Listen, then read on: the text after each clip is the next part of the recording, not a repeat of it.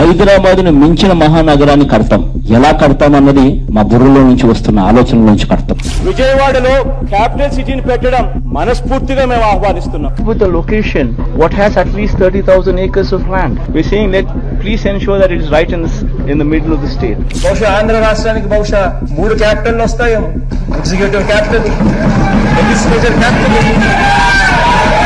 Judicial capital, 3 capital కూడా రావాల్సిన పరిస్థితి కనిపిస్తా ఉంది అధ్యక్ష. 3 రాజధానులకు సంబంధించిన ఇంతకు ముందు ప్రవేశపెట్టిన బిల్లును ప్రభుత్వం వెనక్కి తీసుకుని మెరుగైన బిల్లుతో సభ ముందుకు వస్తుంది. To Visakhapatnam, which is going to be our capital. To Visakhapatnam, which is going to be our capital. ప్రతి రాష్ట్రానికి ఒక ఎకనామిక్ పవర్ హౌస్ ఉండాలి. ఒక ఎకనామిక్ పవర్ హౌస్ అనేది రాష్ట్రానికి లేకపోతే, ఒక హైదరాబాదో, ఒక బెంగళూరు, ఒక చెన్నైయో ఇటువంటి నగరాలు ఏ రాష్ట్రానికైనా లేకపోతే రాష్ట్రానికి సంబంధించిన ఆదాయాలు ఎప్పటికీ కూడా పెరగవు.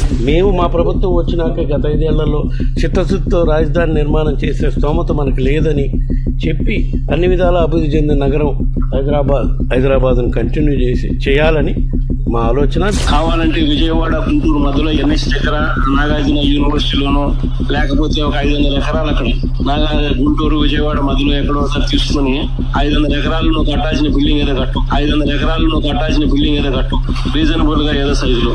19 ఎలక్షన్స్ కు ముందు జగన్మోహన్ రెడ్డి గారు ఇక్కడ ఇల్లు కట్టారంటేనే ఇక్కడ అమరావతినే దాంతోనే వచ్చారు. రాజధాని అయితే ఇట్స్ వెరీ మచ్ దేర్. రకరకాలుగా దమ్మిని తిమ్మిని చేస్తారు, దిమ్మిని తమ్మిని చేస్తారు, ఏదో ఒక ఆరోపణలు ఏదో ఒక రూపంలో చేస్తారు.